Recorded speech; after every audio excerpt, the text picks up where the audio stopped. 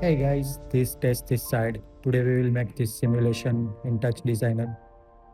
We'll start with point generator and then we convert this point to the particles and we will adjust the particle parameter according and we will create basic feedback null loop.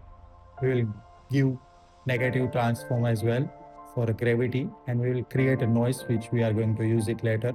After that we will add a ray pop and once we have done with the particle tweaking, we will add simple sphere to check if our ray is working or not. Once we are done with that, we will create render network to see how our output is looking.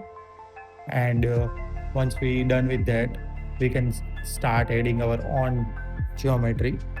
We will transform, we will adjust the noise, then we convert those particles as mesh so we can see the lighting and we can see the shadows.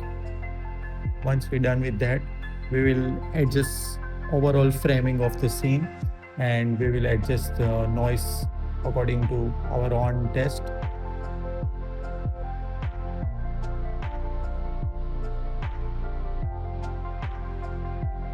Then for the final comping, we will add background color and we will add more shiny metallic look to the particles and to our main geometry as well.